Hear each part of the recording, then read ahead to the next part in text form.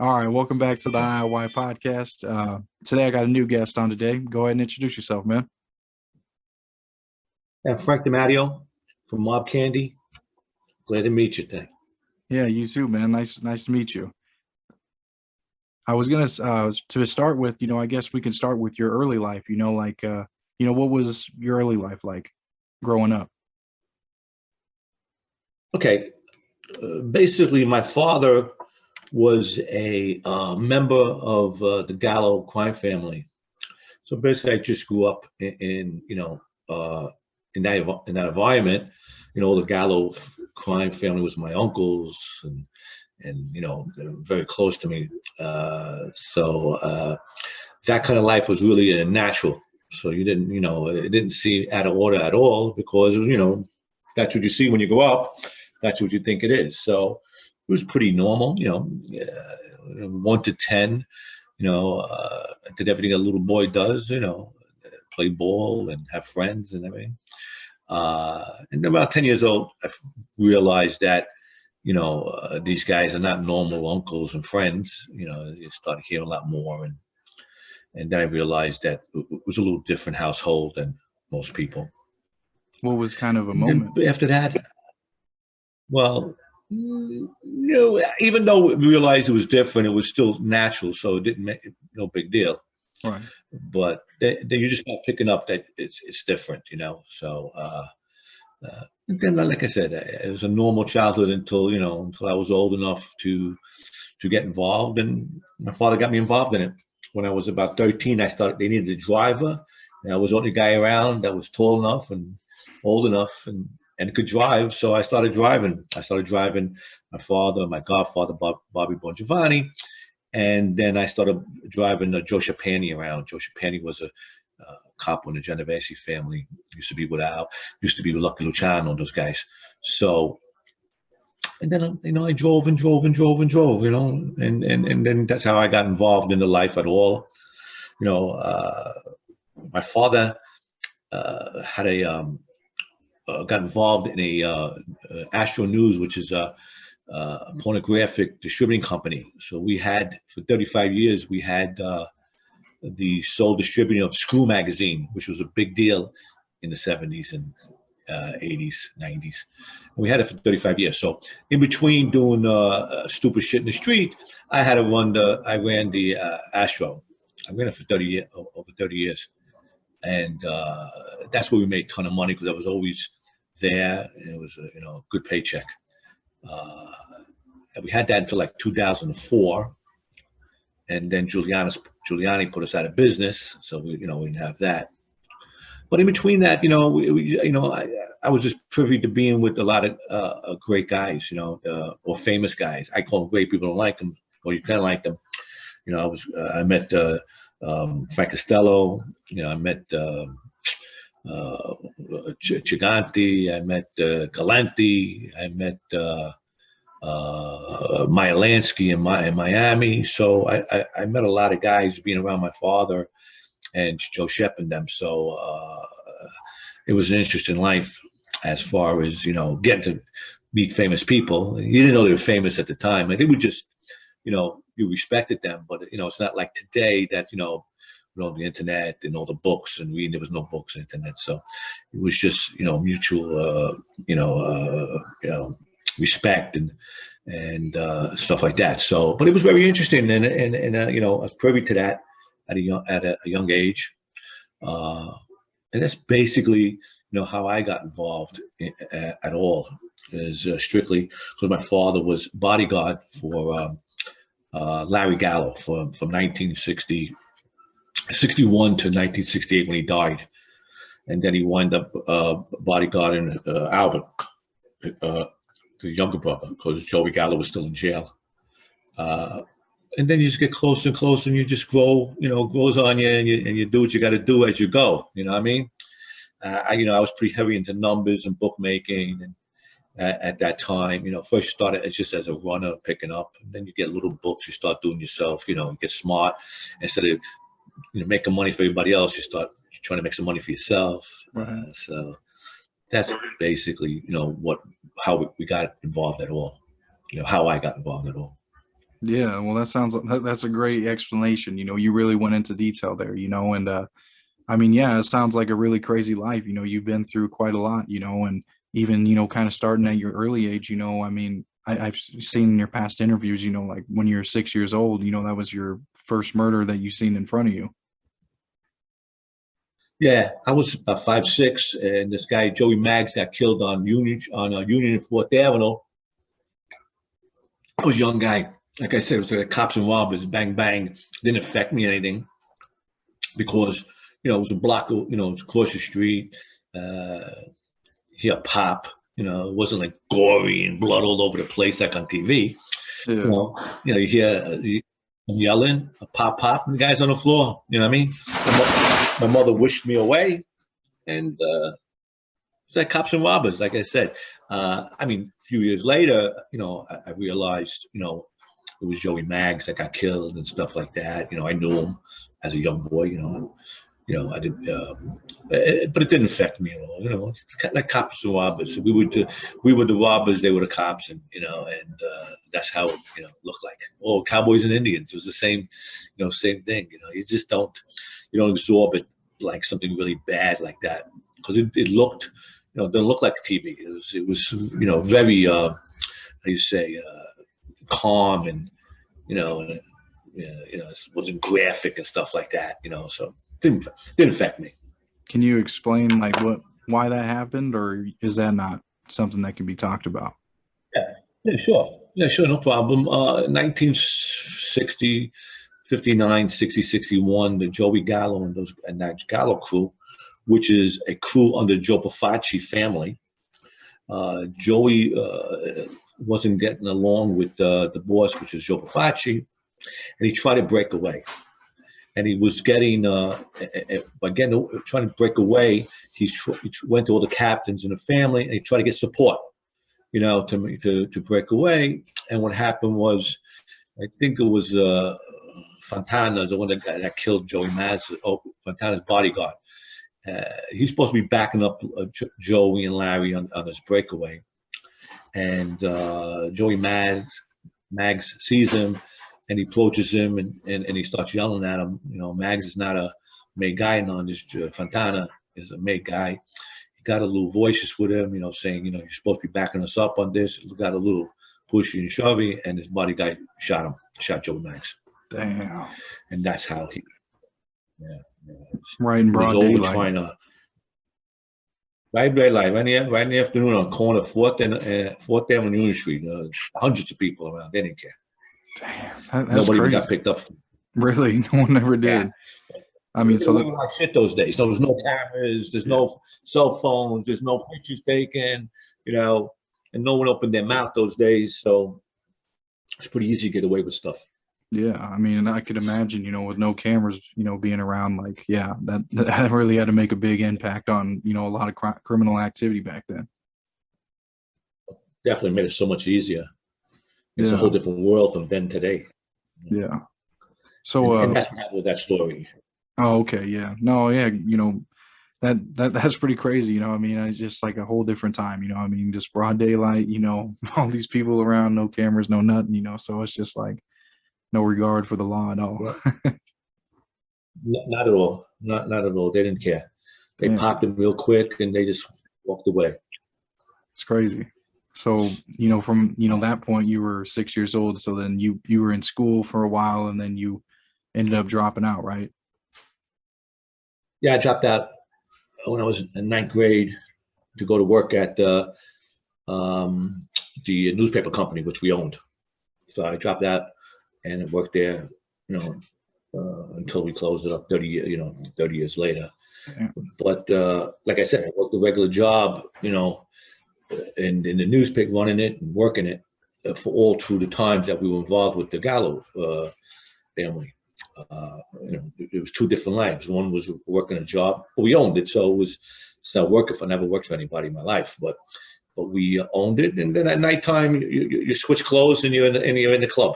Right. So it's like living two different lives, in one life. So it was cool. I mean, I enjoyed it. It got there's a lot bad things happen in between, but that's the life, and if you're gonna rock with it, you're gonna rock with it. So, uh, uh, like I said, I was born into it, so it was more of a natural thing than wanted to be. I never said, "Oh, I want to be a gangster or criminal." It was never, I never thought that way. It was just a natural, right into it. It's just a very smooth transition of being liked and being trusted, and even when I did that as a driver, and I started driving around, it wasn't like, oh, we're gangsters and we're driving around. It was just that something you had to do. Your father had to go somewhere, and you drove, Right. or your uncle never had to be. So, and to get older, then I got older. Then you knew you're gonna, you liked what you liked, and then you start branching out and do more things, and that's what happened in my life. We started doing other things and doing more, criminal activities, and until you get caught. Yeah. I mean, yeah. I mean, so you were driving around with these guys, giving them rides everywhere, and I mean, they just kind of said, "Hey, give us a Yes. ride here." Sometimes it'd be just an errand, and sometimes it'd be, criminal activity, beating up someone, or so on, right? Yeah. No matter what, they had to go on a meeting. You had to drive them. You sit in the car, or maybe you can go in a meeting with them, or they had to go. Personal stuff like I don't know, got to go to the store. You take them, doctors, home, or if they had to go see somebody, they had to go crack them, because they owe money or something like that. You go with them, and you don't question nothing. It's your job to do so, So, uh, and I had to go, with my father. If I was to drive my father around, I had to drive Bobby Bongiovanni, which is Bobby Darrow, and I had to pick him up every morning in Brooklyn and bring him to the club or bring him to wherever he had to go, So that was the routine, In between that, if Joe Shep had to be picked up because he was a little older, he had to be picked up to go to some meetings and stuff like that. I would pick him up, and you're pretty much, a chauffeur at that point, running around until you get your beak wet, and then it just moves on, But they trust you. That's why you do that, Yeah, you got to build your trustworthy. They trust. don't. Yes, and that's why you get to do that. A lot of people think, you're just a flunky, really, but not, because if you're not trusted, you wouldn't be doing this. You know what I mean? So it is a feather in your hat in one way, But as a young guy, you feel like all you do is you're a driver, So, but then you learn, that it's it was a feather in your hat to do that. So it became more important to do it. Yeah. And I mean, as a 13-year-old, I mean, getting a job, getting money, I mean, that's, something like you want to do, I mean, how much, were they paying you back then? Uh, I was getting 200-300 a week at 13. Back then It's too. throwing your money. You get $100 bill just for sitting around. I mean, these guys had money, and they were very generous. And then Ricky was my father, so you get an extra bonus there.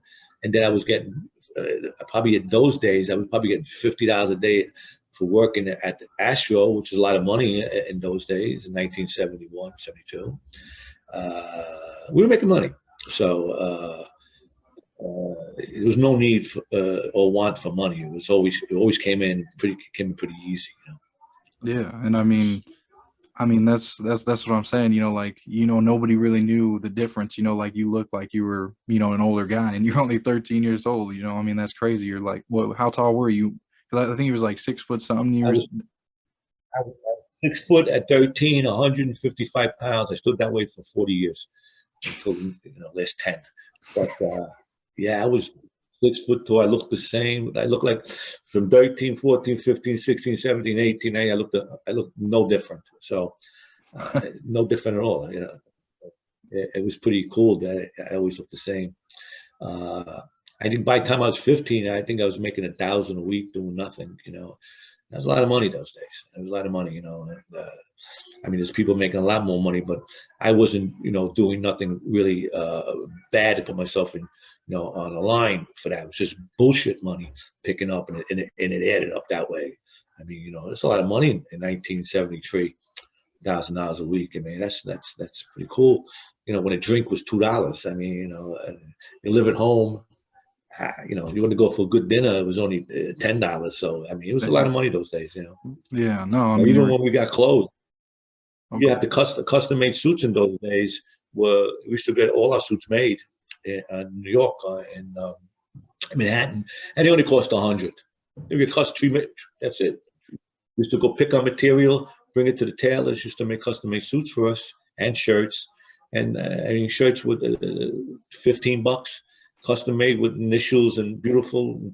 Suits were 100, quarter if it was a three piece or if it was a double breasted. So, you know, the things weren't expensive. The money was all higher than, you know, the cost those days, you know what I mean? So it was very lucrative that day, you know. Then every year we made more and more money because you get do more and more things, you know, especially sports and Shylock and bookmaking. It's very lucrative. It was always lucrative, you know. So you always make money of that. So how long were you a driver? I drove until my father died. You know, I drove until I was 60. You know, when you're there, you're there. So I drove all the time. If I had to drive somebody, you know, as they got older, you know, they drove less and less and less. So, you know, if you're there, you're going to drive. I drove Joe Shep around, you know, as much as he needed me until, you know, I was 55. Damn. You know, then he died, you know, 15 years ago. So you always did that, you know. You know, if you're there and that's what you do, you know, that's what you do. You show the respect. You know, you have to drive. I was with my father, so I had to drive him anyway, you know, and whoever was with us at the time that was older, you got to show the respect there because you're a low man on a totem pole, no matter who you are or what you are or how Right. old you are, unless you're at their level. If you're not their level, you're low guy in the totem pole. Right. So I mean, like, when did you? I guess you know you had to build the trust for a while. You know, like you said, you had to get your beak before you get your beak wet or whatnot. You know, and so I mean, like, when were you able to, you know, start doing different things? You know, because you always did the driving. It sounds like so. Well, yeah, I mean, in between, you always did something else because that's the life you live. If a score came up, if somebody wanted to borrow money, or if you can get some kind of something going, we always did that. You know what I mean? Hmm. But I mean, if I had a book for lending money for I don't know 5,000 a week or something like that, I still had to go. I still had to pick up, drop and drive someone. Doesn't matter. You know what I mean? I did. We did a 100, $200,000 score in '73, you know, and that was big money at that time. And by the time we fenced all out, I wound up with 10 grand, you know, and before I could pick the money up, I had to go drive someone to Manhattan. So, you know, no matter what you do, you know, you always try to do something else because that's what it is. People come to you, ask you things that they know you're in that life. So it's an ongoing thing. It's not, sometimes you're not even looking to do nothing. And somebody, you know, knocks on your door and goes, "Oh, I got this, I got that." You know what I mean? So, you know, once you're in that life and in that environment, you know, it just escalates and just things happen. And if you're a good guy and people like you, they come to you with things, you know. If you're not a good guy, they try to go around you because they think you're gonna rob them all the time. So, you know, but if you're a good guy, they'll come to you. And a lot of things came. You know, it was a time, it was the era when a lot of things were happening. So, you know, we made a lot of money. So, and then as I got older, the drugs got lucrative, and then you know they drag you into that, you know, because somebody, how we got involved is someone came to us and needed something, and we weren't doing it. So we said, but we'll reach out. We're hoolers. We'll reach out, find it for you. You know what I mean? We weren't into business at all. And we reached out and somebody had it, and we said that guy needs that guy needs that, but boom, boom, and we wound up the introduction, and we want to make it 100 grand.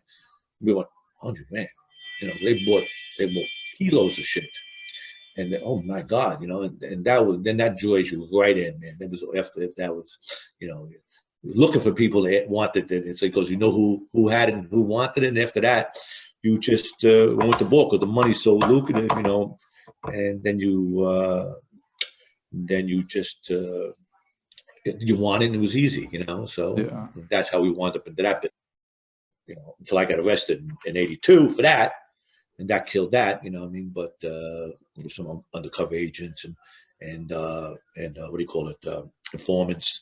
It's always an informant that brings you down because we were smart. Never, no one ever caught me doing anything, So, but there's always somebody goes bad around you, and that took that down. So, uh, but I was lucky that I had 5 A1 felonies, 25 to life, or 5 of them, or 4 of them, and I beat him. So I lucked out with that.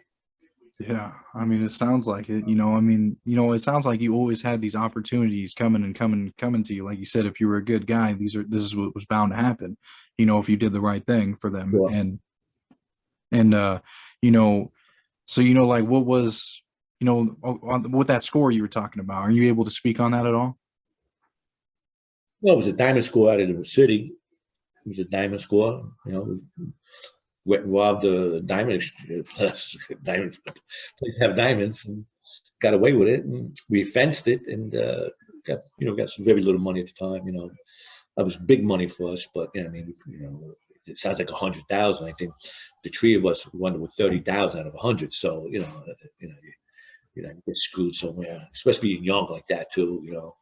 Uh, uh, it was interesting. No, we didn't get caught on it. No one knows where it was or how it was. So can't go in detail of But then I don't remember details. I don't remember where it was. If you ask me, if the law came in and asked me, I couldn't tell them the truth either because I don't remember where it was. It's 100 years ago.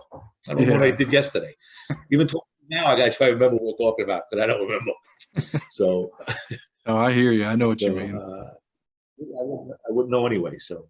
Yeah. We did a lot of stuff like that. It's swag, and jewelry came, and there's always something coming around. Televisions, who's got televisions? Who got truckloads of cigarettes? I mean, that was just the life.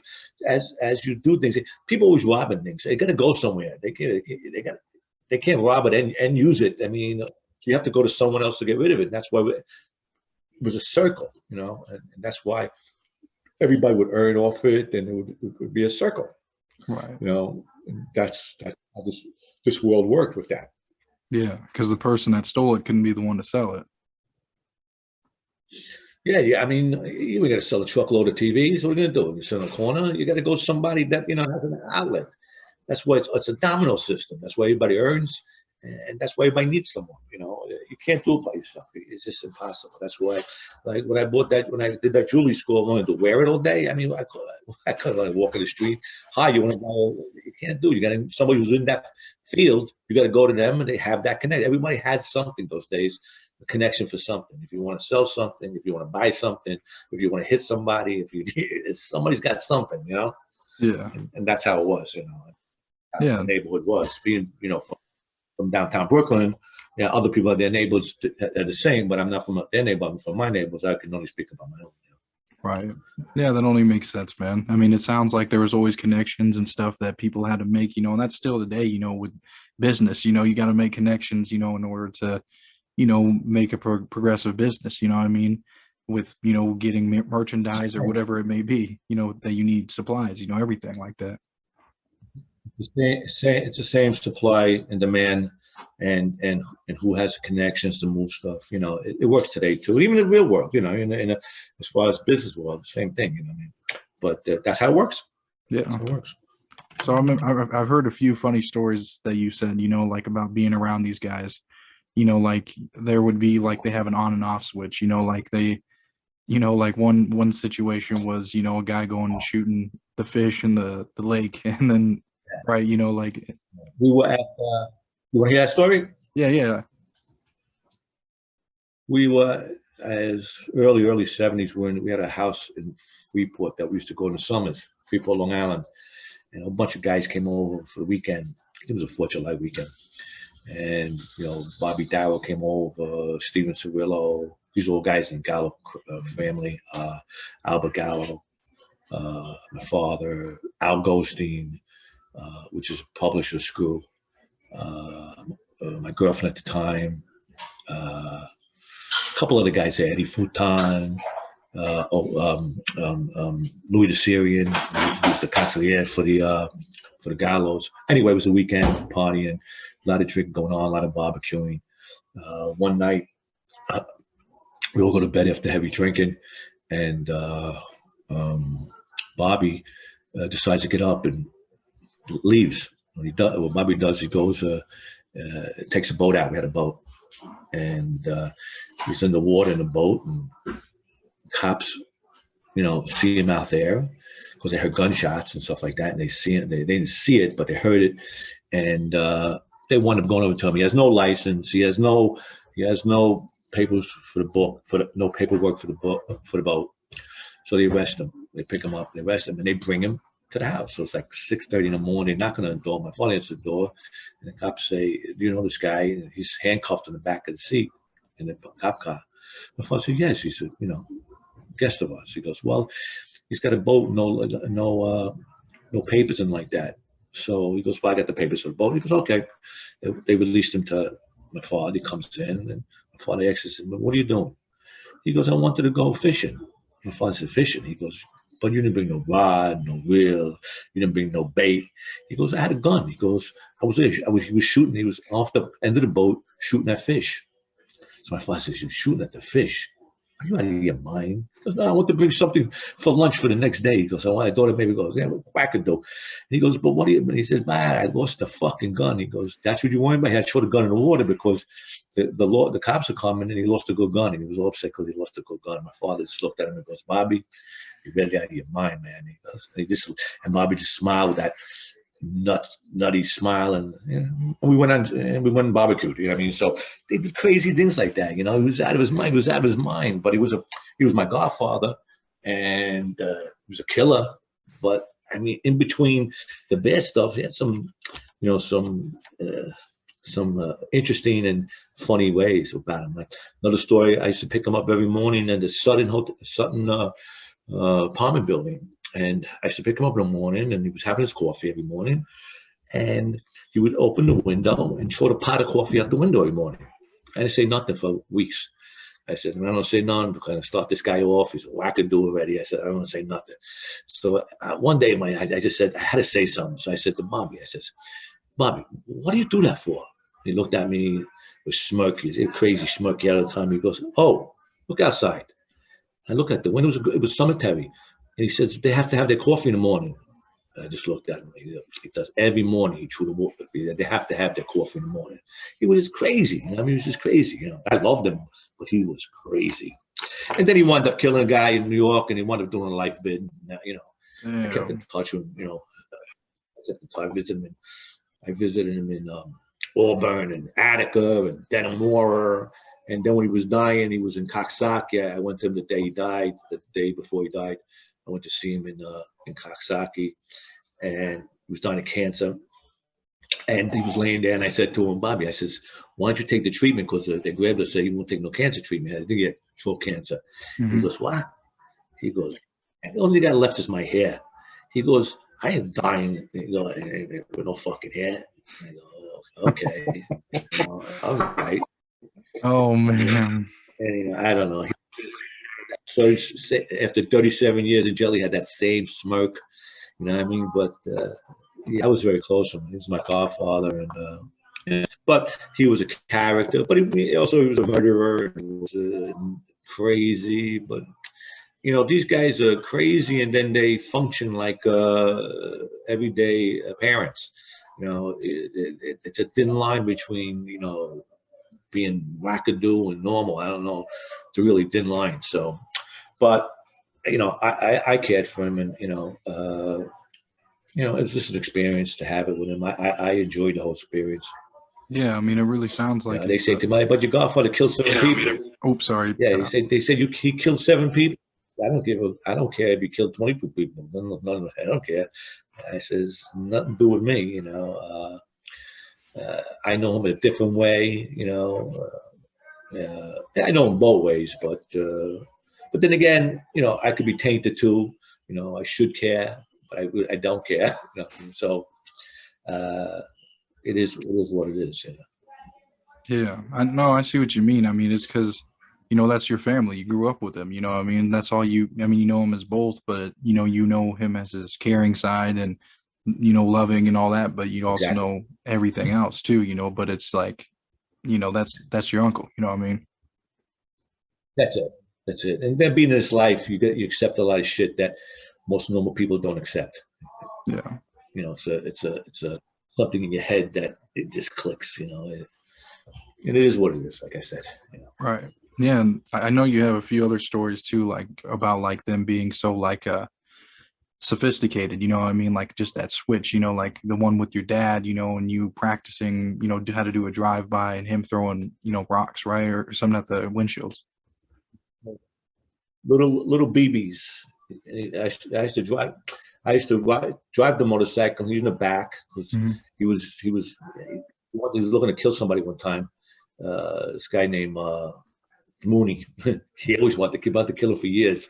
He finally killed him, but it took a long time. And we used to go driving down. And he used to take these metal ball beams, it's like that they call them. They used to throw them at windshield of the car. It would shatter everything Damn. if you want to get somebody to pull over. So so we used to practice with that. We used to practice with a gun. We used to drive, and I mean, as normally was. Then he was do crazy stuff like that, because when he had the hot on, he had to go do his work. He was, like 110% into that, and that's all he wanted to do. That's it. Until he got that thing over with, he was a different man. You know what I mean? When he wasn't that way, he was polite. He was romantic. He was a ladies' guy. He was rules and regulations, and he was pet dogs and cats and little children. But when he had to do a piece of work, don't even look at him wrong, because he wasn't pleasant. He wasn't pleasant to no one. He just had that mindset, and you knew better just to keep quiet, do what you got to do, and hope to get it over with fast, and he gets back to normal again. But that's how Ricky was. Ricky was one-way street when it came up. Bobby was like that. A lot of guys were like that, but Ricky was super like that, because Blast was uh, Blast was always telling everybody, when Ricky's in that mode, don't fuck with that crazy man, because we have a problem. They didn't want a piece of him, and those guys are over his head, and they said, don't mess with him. So some guys have that, they can turn it on, turn it off, so. And like I said, when he had a hard on for you, it was over with. It's gone. You're gone. If it had to be done, and it took him. He wanted to kill him in '65, and he was stopped from killing him in '65, and they wound up killing him in, I think, '76. Took like 11 years to get until he got the okay. Oh, so he had to get the okay before he could do that, and it took that long. Yeah, because he was the same crew, and he was always protected by the bosses up, because he was a loyal guy, and he was with them from the beginning. But when he broke away, then he finally broke away, and then it was okay. So, and after he broke away, then it was okay. Then it was okay to kill him. So Ricky had to, he had to go through that stuff like that. So I mean, you see how these guys are turning on and turning off. That's what's crazy about them. If you see both ends, nobody, a lot of people, unless you're family or friends, you don't see both ends of it. You just look at a scary picture of O'Neill in on TV or on a newspaper. They don't know both ends of it. But the truth is, they are nuts. They are really, really, schizo people, which is true. But you don't see that. You only see one side of them. Unless you're a family or around them. That's what's crazy about this world. About these guys. Everybody thinks they know them. They don't know shit. They don't know nothing.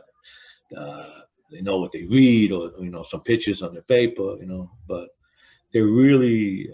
I don't know what the word would be. Like they walk a thin line mentally. You know what I mean? A really, really thin line. So I don't know about today. You know, I mean, I'm talking about many years ago. I'm talking about guys who are, famous and old timers. But I don't know. The last 20 years, I don't know anybody anyway. So I don't want to know anybody. You know what I mean? So uh, I guess it is same breed. I mean, I don't think so, but but people are still doing what they're doing. So Yeah. I So wouldn't do anything with them. I'd be afraid to.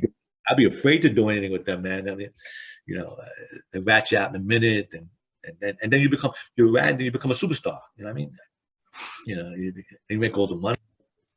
that seems how it goes Get to now. I keep your mean, money. yeah.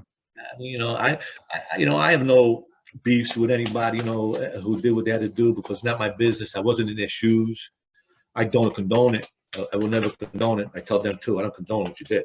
You can do what you do. You did it. It's your life. Not my life, not my family. Uh, Maybe you had a reason. You probably do have a reason. You know what I mean? I just can't condone it. You know what I mean? So I give everybody my blessings and let them do their lives the way they want to do things, and that's it.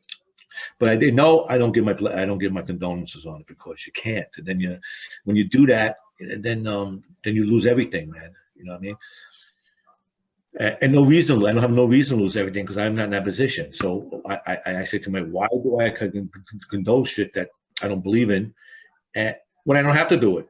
You know, like I said, I speak to a few guys that have flipped. You know, we do cordially.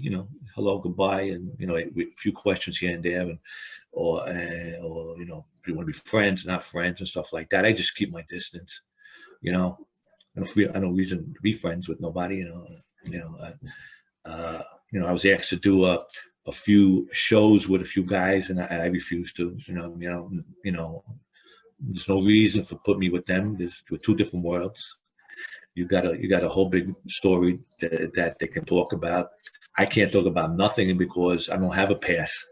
Anything I say really bad, I get the cops come to my house and come arrest me because there's no statute of limitation on a lot of stuff. Stuff I can't talk about is that they can't even trace it down because that's how stupid they are. You know what I mean? So I could say anything in general, but anything real, I can't. I can't talk about. So I got to sit here like a half a dootaroo because I don't got a pass. Because I can tell you interesting stories like these guys do. If I say okay, you no trouble, you can do what you want.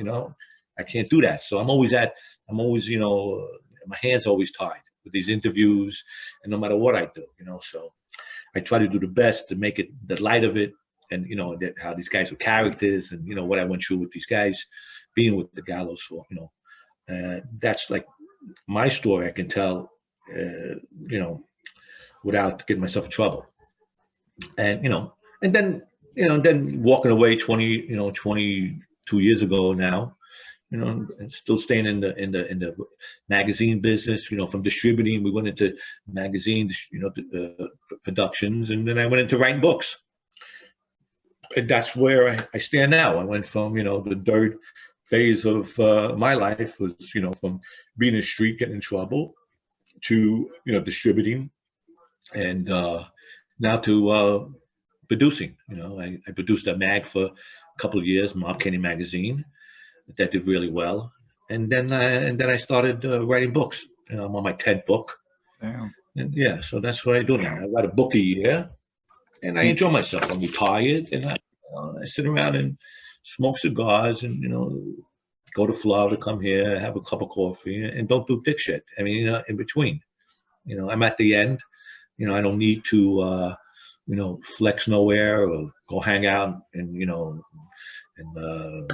do shit I don't have to do and talk about shit I don't have to talk about to try to make money. I don't need the money. You know what I mean?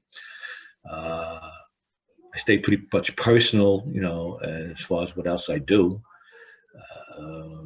except for being in the publishing world. Publishing world, you have to be out there a little bit. You try to sell books. You try to meet new people and stuff. That's what we do now. I wrote a script for one of my books, and we're trying to get that off. But I got a better chance of shooting Abe Lincoln again, because it's just very hard, to do that. And I'm working on a new book. I just released the the coffee table book of the Gallows. I just released that. I got a Keniston Books released The Hitman, came out in October, and I got a book coming out in I think September called The Cigar about Carmine Galante, and that's it, because that was a 4-book deal with Keniston, and unemployed after that. So unless they come back and they want something else, that's it. Right. That's why I got up the sleeve. Right. And we're thinking about bringing back Mob Candy magazine. I'm talking to a few people now, because a lot of people want it again. It's a lot of work. Like I said, half from Florida retired. I'm half from New York. I'm relaxing. It's a lot of work putting a magazine together. So we're thinking about it. I'm gonna make the decision after the summer. I want to enjoy the summer, and then I'll decide if we're gonna do it. It's lucrative. The print isn't as expensive as it was when I was doing it 10 years ago, and the magazine you had to sell for $5 and change. Now it's $12. That's average. And it's cost. Now there's money to be made, because it's just the price structure changed. Yeah. Over the years. No, everything. So we're thinking about it. That's what we're thinking. Well, that'd be really cool. I try to put a book out a year. I've been putting a book out a year for the last 10 years. I've been putting a book out. I started with the Lion in the Basement, which is my pride and joy, is Lion in the Basement. Then Pleasant Street Boys, which is a remake of Lion in the Basement. It's the same book with an extra chapter, and they took all the photos out. So I wasn't pleased about that, but that's how the publishing companies want it. Then the Carmine Persico book did very well. Then I did the Albert Anastasia. Anastasia book is really good. I did a lot of work on Albert Anastasia. Then I wrote a book called "Were We Really Cowboys? Life After Pleasant Street." That's the part 2 of Lion in the Basement. That's continue of Lion in the Basement. I just came out The Hitman, a coffee table book, and like I said, the Carmine Galante book coming out in September, and pretty much that's it right now, unless I do the magazine.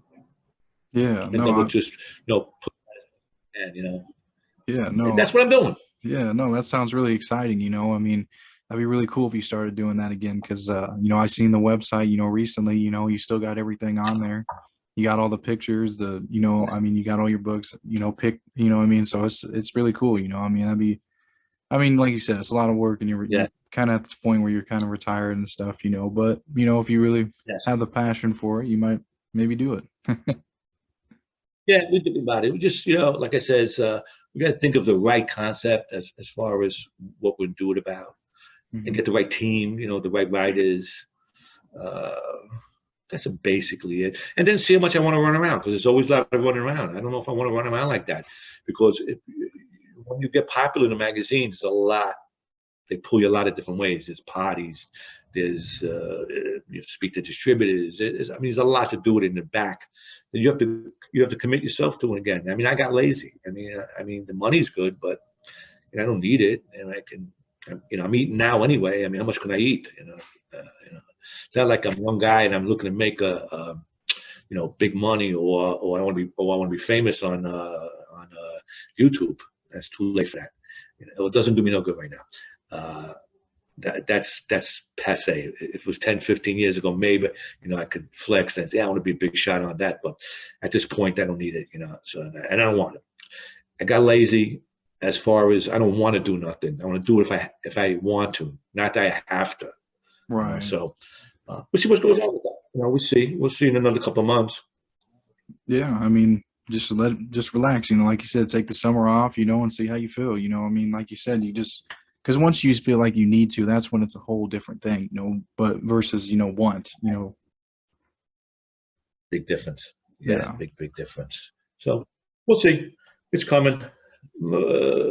Summer comes fast and goes, so we'll know soon. Yeah. No, well, did you have anything else you wanted to add before we wrap up? No, pretty much, you just, if anybody wants to go to the website, buy some books, so keeps me in cigars, they go to mobcandymag.com and they can buy some books. Otherwise, that's about it. You need anything else Oh, well, here you I'll want to hit touch on? Yeah, I mean, if you want, I mean, I do got some more stuff on here too. I just didn't know if you had more time. Text me. All right, Text me. Yeah, I got a walk. Go ahead. okay, let's see. So where do we leave off? So, okay, so you got shot at a few times, So how many times did you get shot at? That you I could got shot speak of? twice. It missed both. Twice it was in the 70s during that Gallo Colombo War. It once was in like this. I was on President Street. We were locked down on President Street in 1973, 74. And they wanted pizza. So me and Anthony Gumbaril, they sent us for pizza. One of the guys said we shouldn't go. We'll have it delivered in. And Louis the Syrian turned around and said, they're not going to bother going after the young guys. They're not looking for us. And so we went to we got off President Street. I made a right turn. I just bought a 65 Cadillac convertible. I bought off Mulkey 500. It was a beautiful car. And I had it about 2 months. No, I had about 5 months. And so we pulled off the block. I made a right turn, and a car ran up on us and just unloaded on us. I don't know how we didn't get shot, but they just, probably a dozen shots. They just went wild. I hit a Johnny pump to get out of the way. That's how I ruined the car. Otherwise, I wouldn't. That's how I lost the car. But anyway, and we were right off the block, so we ran right back to the block, and they locked the block down. Because the cop car, undercover cop car, was right on their ass right after they shot us because they were watching us down there. Because we had the organized crime squad on the block, that they barricade the block, that no one come down the block. Because a couple of weeks before that, they came down and threw a hand grenade, didn't go off. Yeah. How the hell did that not go off? Before that, it was probably old bullshit, old broken down grenade that. And another time they took shots at Albert Blas's club. They took shots. And after that, the law stood there every day. They had a car station, unmarked car station on the block, and a barricade that you couldn't go on the block. That's why they went after us after we left the block. So, and another time we were on Court Street, and another drive-by guy took 2 shots, and I was standing with Anthony Gumbaril again, and they missed us again. We ducked, and they took off. So we got lucky both times. That was like 73 or 74. It was right after Joey Gallo got killed. So we were having a lot of trouble. Had to be 73, because we were feuding from 1973, 74. We were feuding with Interior. A lot of guys wanted to break away. That was in a crew. They wanted to break away and go back with Joe Colombo. And problem was that these guys in this crew, they were so tied up with the bookmaking and sports and clubs, they owned it all together. So how do you break it up? So we wound up shooting each other. So that's how they survivor takes it all, and that's what happened. About 7 or 8 guys broke away, and the shooting started again, and that's what happened there. Damn. So was that during the war?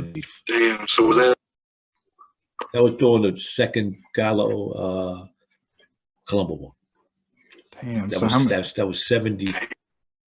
That was like, after Joe Colombo got shot, it was all open war. It was open hits on everybody since 71 when Joe Colombo got shot. And then when Joey got killed in 72, it kept on going until 74.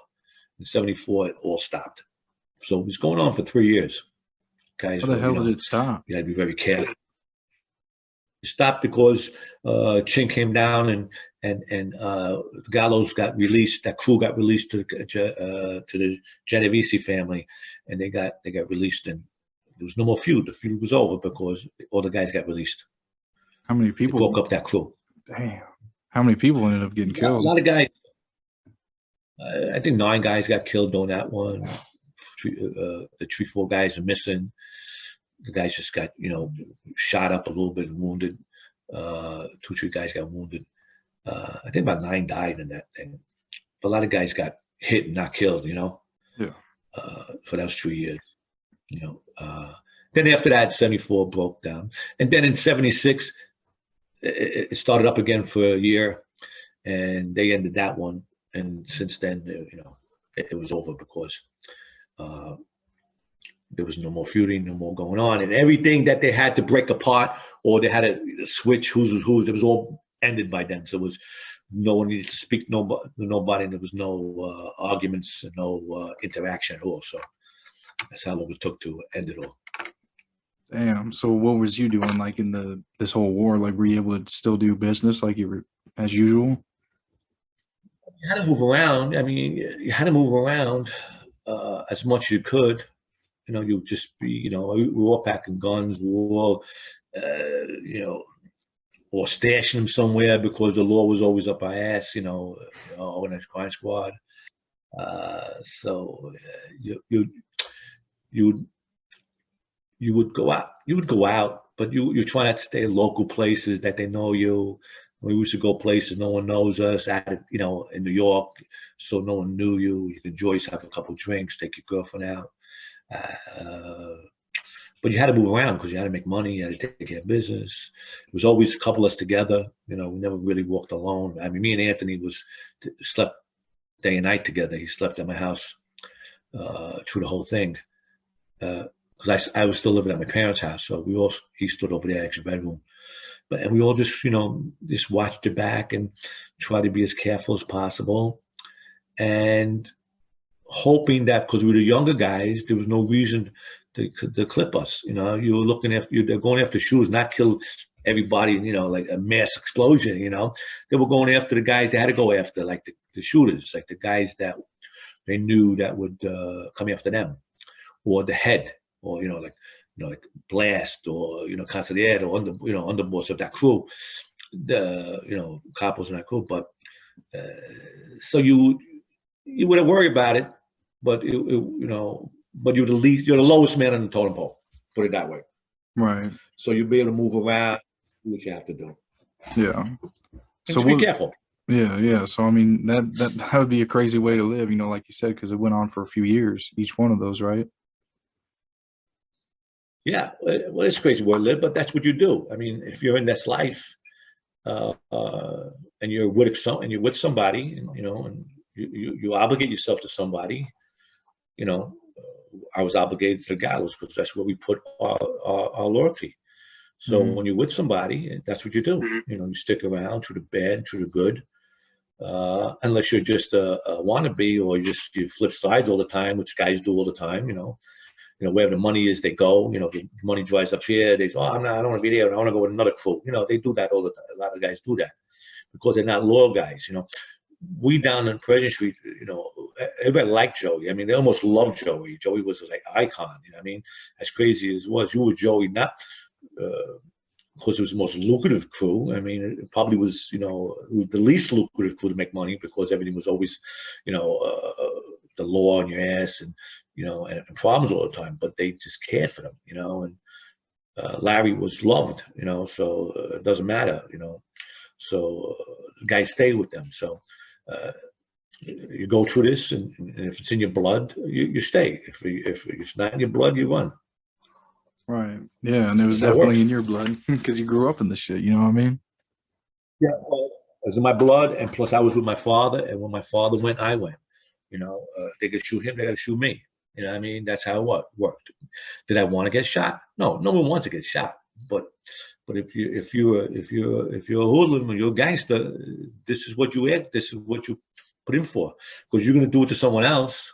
Not that I did it, because I can't say I did anything. But if you can dish it, you gotta take it, man. And that's how the game works. Yeah, you get what you give, I guess. Sometimes that's the game. Yeah. Yeah. What even popped that war off? I guess it was when he got shot, right? Joe Gallo.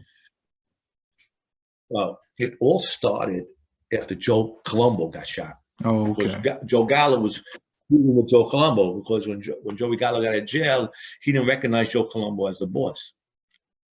So So that's yeah. he put his own crew, which is the Gallo crew, and started arguing with the boss. So now you got friction going already now. So guys now who were intermingling with each other before Joey got out of jail, because that crew was under, even though it was a Gallo crew, was under Colombo, Joe Colombo. It was just a crew in that family. When Joey came out, he said, no, fuck him. He's not a boss. I'm the boss. And hell broke loose. He was fighting with Joe Colombo, and then Joe Colombo gets shot by the black guy. It makes Joey look bad. So there's an open hit on Joey and all the higher echelon guys. That went on from 71 to Joey got killed in 72. And then the repercussions of that, of Joey getting killed, there was people had to pay. Somebody had to pay for it, and and that went on for another year. And then when that cleared up, there was another internal problem, which is the Gallo crew didn't want Albert to be the boss. They wanted to elect somebody else to be the boss, and it was two guys that were supposed to be. It was been my father, or it would have been Mooney, because Mooney was the only guy with a button from the old days. But nobody liked Mooney. But he was up there in charge. So they asked my father to take over, and he said no. He said, because it's a Gallo family, and I'm with Albert. I go where he goes. And about a month later, about 10 guys broke away, and they went back to Joe Colombo.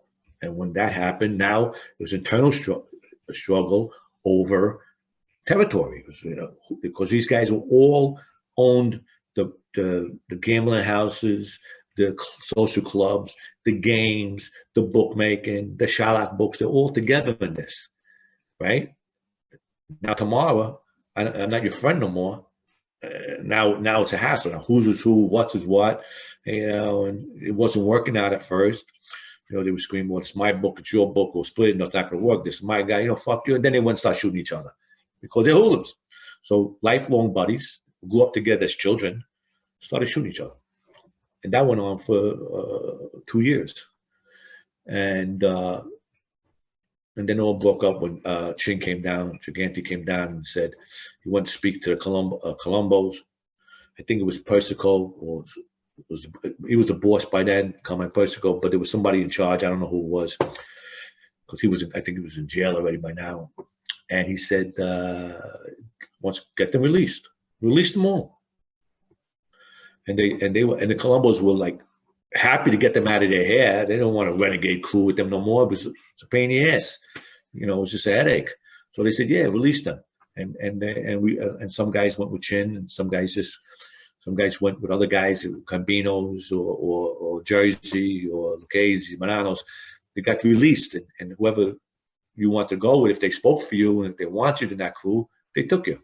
That's a lot of guys. When a lot of our friends from the old days went to different families after that release, and that's what happened there.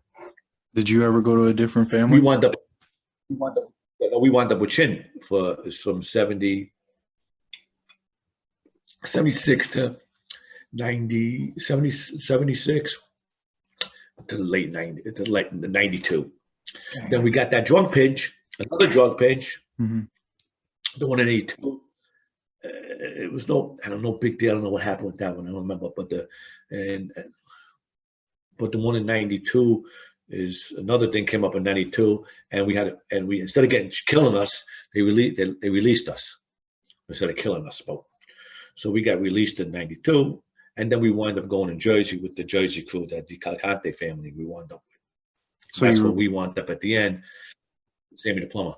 Oh, okay. So you had three different families over your whole time in there. Yes. Yeah. At the end, we were in Jersey at the end, until they all went bad and or started ratting on each other. And our skipper was Anthony Rotunda. That's where we were at the time. He went bad. He was in jail. and he was waiting trial on some murders. And I think it was 1999. We got pinched in 99, December. And I think 2001, he flipped because it's a big, long story that Vinny Oceans was the boss of that family. He flipped. Everybody else flipped and went down the line. And Anthony was a cop going in. And he was standing there saying, well, everybody else flipped. He goes, looking at me, he goes, if they flip, if my boss flips, what am I sitting there holding the bag for? I got 3 kids. I'm going to go. That's what he did. He flipped. And we all ran, because when he flipped, he didn't take none of his crew out. He didn't testify against none of his crews. It was him up. Oh yeah. So we lucky we walked away, and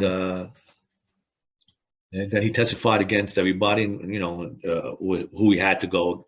Then he went into the witness protection program, and then my father wound up, opening a can of worms because he wound up testifying as a character witness for Fritzy, a Genovese guy. And he was a character witness. So when he was a character witness, the feds went back to Anthony Rotunda and said, why don't you tell us about Ricky? Was at that meeting. It was a meeting when Fritzy gave us the information about to Anthony about there was an investigation going on. He had somebody in the feds, and he warned us about it. So when Ricky was testifying for a character witness for Fritzy, the feds went back to Anthony and said, why don't you tell us about him? So Anthony had to open up on a few things, and we all got picked up again. Damn. But he gave so many bullshit stuff that it was all bullshit, but he had to give something. Because he had to give something. So they went to everybody, and they picked us up, got subpoenas, and then they questioned the people that had a question, and they said, no, it's not true, because he turned around and said that we were shaking down this guy, that guy for this, and that. But those guys went, and they were all legit guys. So they went to, got subpoenaed, and they all said, no, we're business partners, and they didn't do that, and didn't go nowhere. So he gave them a micro hair of nothing because he had to say something, So he did the right thing by us. So but he went into the program, and I never saw him again. And we just walked away because the Jersey guys were so there was nobody left in command there. They didn't know we were Brooklyn crew, Jersey family, Brooklyn crew again. Nobody knew who the hell nobody was, so they just said, let those guys go. Let those guys go because we don't know who they are, who's in a rat. We don't know who they are. We're going to ask them for what? They had their own headaches already.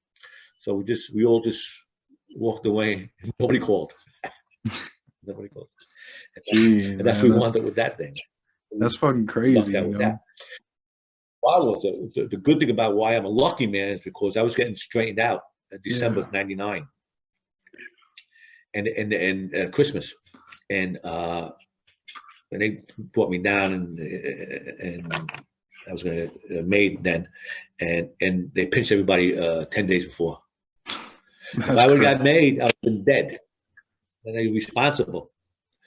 God was with me, man. God said, nah, we're going to save Frankie's ass. And 10 days before, they pinched everybody. So, and me and two other good friends that are still around, we all would have we were in big trouble. We wouldn't be sitting here right now. Damn, man, that's crazy how that makes a whole big difference. And the funny is, in '99 when they were going to straighten me out, and the 2 other guys, Joey Gallo in 1972 was pissed off because somebody was complaining that there was only Joey was made and this guy Mooney. So he had an argument with Joe Colombo, and he summoned us all into a club one night, and he made all of us. He says, "I'm Joe Gallo. I'm the boss."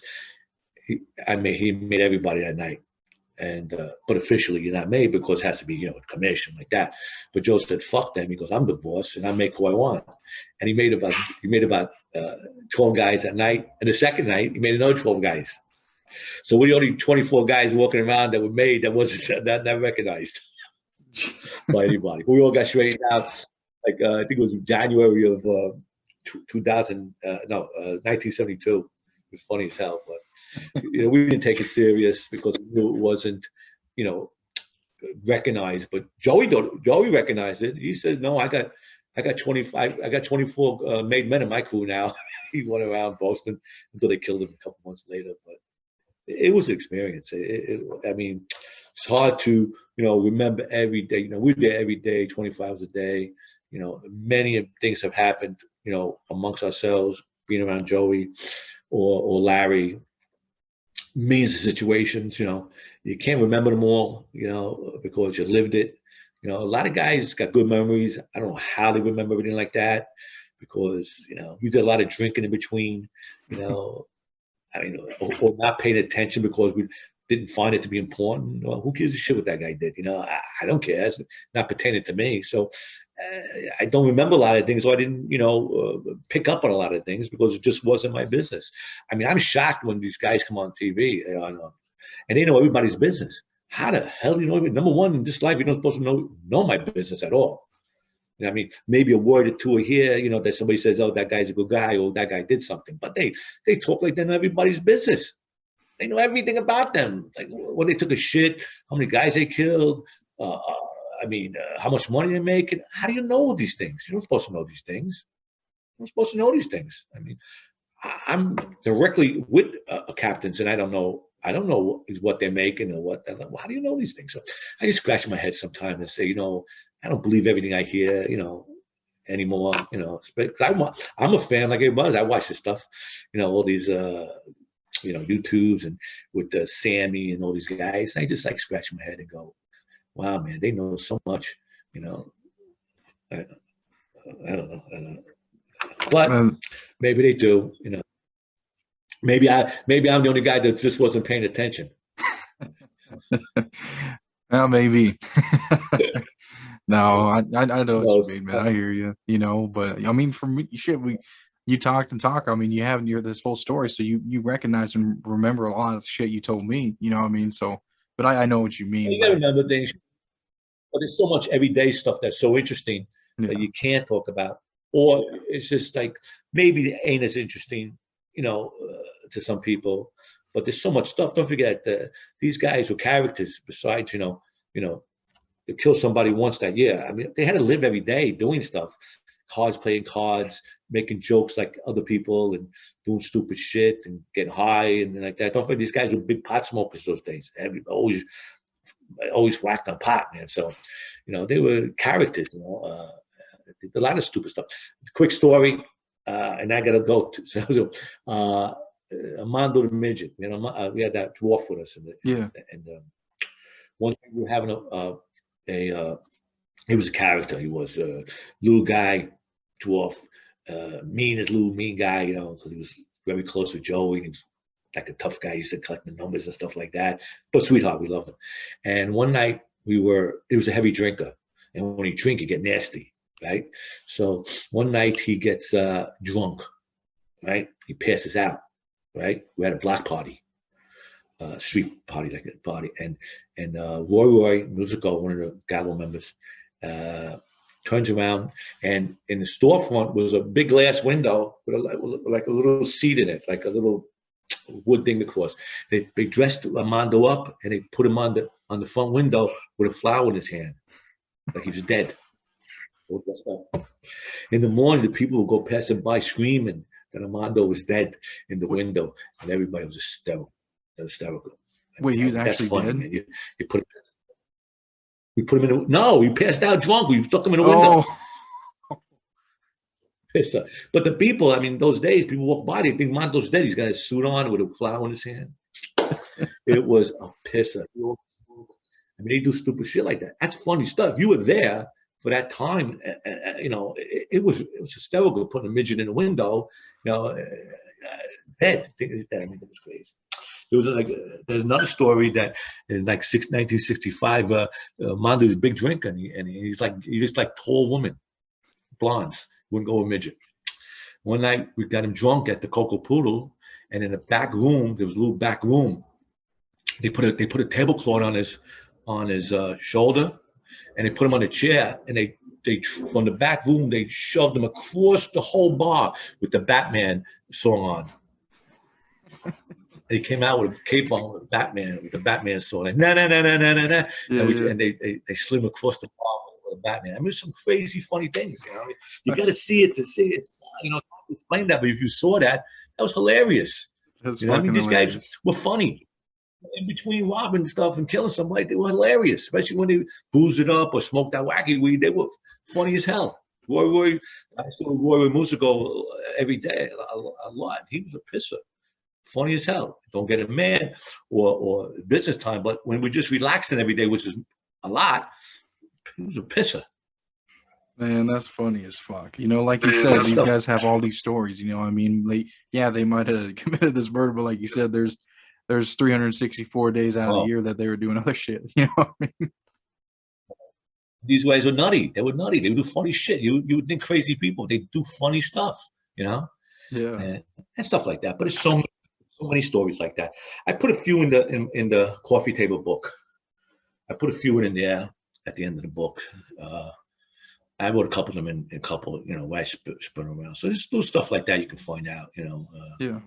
It was just a crazy ride. Like I said, we're here laughing about it now, but it was a crazy ride. It was a lot scarier than I make it, but I sit here now and laugh. But it was a lot scarier than but I can't explain scary. I don't know how to explain scary. But a lot of good times, a lot of bad times. We lost a lot of friends. Had to go to a lot of funerals. You lose a lot of time in your life. I lost my father a few times to jail. From jail, or a lot of good friends. You got money, then you don't got money. The people around you. It's a scary life. I don't recommend it for nobody now. But do what they want anyway. I'm not one of those holy rollers. Preach nobody. I ain't preaching nobody because you're gonna lose it. You're a loser anyway, man. You're gonna choose it because you're a loser. That's I call it losers. You're gonna choose to do it. I didn't come and tell, oh, it's not right. You should do that. You should know better by now. We're all grown-ups. I was a grown-up when I was 13. I knew better. But this is what I wanted to do and follow in footsteps. These people that want to do these things, they're gonna do it. The only time they change is when they find God, when their ass is on the line. When they gotta do 50 years, then all of a sudden they find God, or they want to change their lives. I don't know anybody in the middle of being a bad guy turned around and became a saint just because they felt like, just walked away and said, I'm a gangster and I just walking away and I'm going to teach children and shit like that. No, how come no one does that? Only people that they like hit the bottom, or have a reason to get out of trouble, or I mean. But it's a good platform. You want to teach kids. You want to teach that. I don't want to teach nobody. It's all bullshit. That's my opinion. If I wanted to teach, I should teach them when I was doing bad things. Why now when I got away with something, by doing bad things, So I just mind my business and go along and just watch everybody and get entertained by all this stuff. That's what I do. Yeah, there's a lot going on. And some books if I can. Yeah, no, there really is. On, a lot of podcasts. I just try to sell some books. That's all I try to do, and think of something else to write about. So that's about all I'm doing. That's it now. Yeah, I mean, it sounds like you Anything still else? got your hands full. Yeah, I do. Anything else you need? Well, I'll hit record or hit the end button on here. I was just gonna